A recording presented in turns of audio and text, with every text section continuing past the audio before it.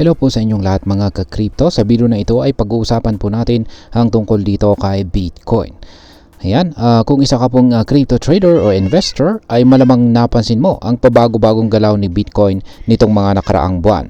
Mula po sa malakas na pag-angat nito nitong nakalipas na taong 2024 ay tila may indikasyon ngayon na babagsak ang presyo nito sa $70,000 ayon po sa Wyckoff analysis. Pero ano nga bang ibig sabihin nito at paano po ito makakaapekto sa atin bilang mga Pinoy crypto traders at investors ni Bitcoin? At ayan po ang siyang ating pag-uusapan sa video na ito. Pero bago po tayo magpatuloy ay pakibasa na lamang po ang disclaimer dito sa ibaba ng ating screen. Ayan.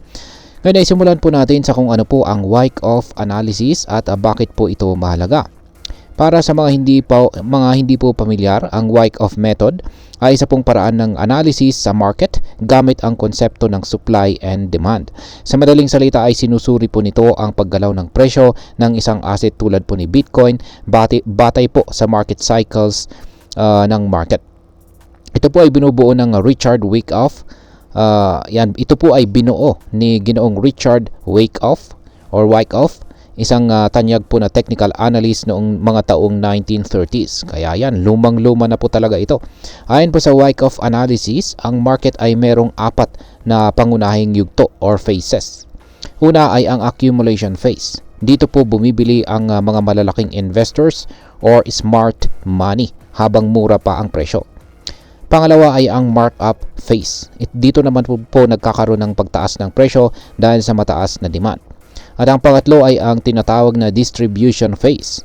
Dito naman po nagsisimula ang pagbebenta ng malalaking investors na siyang nagdudulot ng pagbaba ng presyo. At ang panghuli ay ang tinatawag po na markdown phase. Ayan, dito po nagkakaroon ng mas matinding pagbagsak ng presyo. Sa kasalukuyang sitwasyon ni Bitcoin ay mukhang pumasok na po ito sa markdown phase. Ang huling phase ngayong cycle na ito, kung saan ay maaari daw pong magpababa sa presyo ni Bitcoin ng hanggang $70,000. Ngayon ay ano po ang masinyalis ng bearish phase ni Bitcoin? Ayan, ayon naman po kay HTL-NL. Ayan, isa po siyang kilalang crypto analyst mula sa bansang Netherlands. Ay nagsimula ang mabilis na pagtaas ng Bitcoin noong taong 2024. Yan, mula nung huling taon ng 2024, mula po sa presyong $67,000 hanggang sa umabot po ito sa all-time high na $109,000 nitong January 2025. Ngunit matapos po ang peak na ito ay unti-unti itong bumababa at ngayon ay nasa bearish phase D, yan, na ayon po sa Wyckoff analysis. Kaya yan, balikan po natin yung chart. Ayan.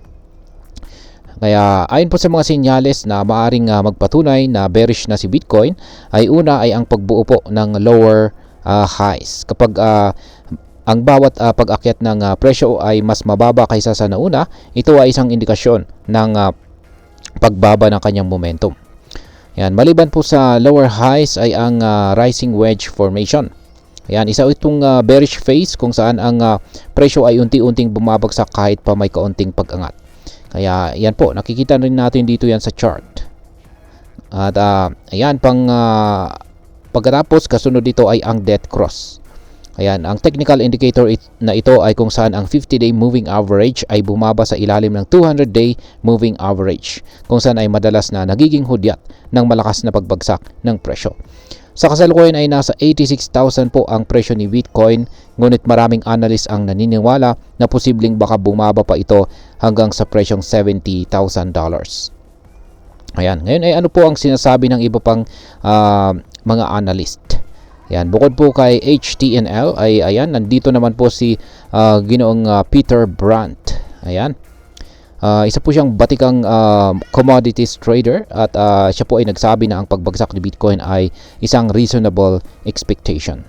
Ayan. And then, nandito na rin si Ginoong Benjamin Cohen. Ayan. Siya naman po ang founder ng Into the Cryptoverse. At siya ay nagbigay ng babala tungkol sa death cross na madalas na nagpapakita ng local lows sa presyo ni Bitcoin. Kaya ayan po. At ang sunod ay si Ginong Arthur Hayes. Ayan, siya naman ang as dating CEO ng BitMEX, at siya po ay nagbigay rin ng prediction na maaring bumagsak si Bitcoin sa $70,000 ngayong taong ito. At ayan, bilang panghuli ay ano naman ang maaring maging epekto nito para sa atin, at maliban dito ay ang aking opinion tungkol dito. Ayan, kung ikaw po ay isang long-term holder dito kay Bitcoin at ikaw ay naniniwala sa future ni Bitcoin at hindi mo ito kailangang i-cash out agad, maaring tingnan mo ito bilang isang oportunidad para bumili sa mas murang presyo. Ang pagbagsak po ni Bitcoin sa presyong $70,000 ay maaring magandang entry point kung ikaw ay naniniwala na tataas muli ang presyo nito sa hinaharap. Kung ikaw naman po ay isang short-term trader, ayan, maaring ikaw ay isang day trader o swing trader, mahalagang bantayan mo po ang support levels. Kapag bumagsak po si Bitcoin sa $70,000, maaring may short-term rebounds, pero mas mainam na gumamit po ng stop loss para maiwasan ang malaking pagkalugi. Kung ikaw naman ay baguhan lamang dito sa crypto at nag-uumpisa ka pa lamang po rito at hindi mo pa gaanong gamay ang crypto trading, maaaring ito po ang tamang panahon upang mag-aral muna bago pumasok sa market. Ang volatility po ni Bitcoin ngayon ay maaaring magdala ng malaking kita, pero pwede rin itong magdulot ng malalaking pagkalugi kung hindi mo naiintindihan ang risk. At ayan, sa kabuuan ay ang pagbagsak po ni Bitcoin sa $70,000 ay hindi po dapat natin ikabahala, kundi dapat po nating tingnan ito bilang isang bahagi ng natural na cycle ng market. Mula noong simula, itong si Bitcoin ay palaging may bear at saka bull cycles. Ang mahalaga ay magkaroon po tayong tamang diskarte at huwag po tayong padalos-dalos sa ating desisyon. Kung ikaw po ay isang long-term investor, mas mainam po na huwag mag-panic sell at tingnan ito bilang chance na makabili sa mas murang halaga. Pero kung ikaw naman po ay isang trader, siguraduhin mong gumamit ka ng risk management strategies tulad po ng stop loss at saka position sizing. At sa huli, ang Wyckoff analysis na ating napag-usapan rito ay isang magandang tool sa pag-unawa ng market trends. Hindi ito isang tiyak na prediction, pero nagbibigay po ito ng gabay kung paano maaring gumalaw ang presyo ni Bitcoin sa hinaharap. Kung bumagsak man ito sa presyong $70,000, hindi po ito nangangahulugang katapusan na ni Bitcoin, kundi isa lamang po itong yugto sa patuloy na paggalaw nito. At ayan, hanggang dito na lamang po tayo sa video na ito mga ka-crypto. Marami pong salamat sa panonood. Ingat po tayo lagi at God bless po sa ating lahat.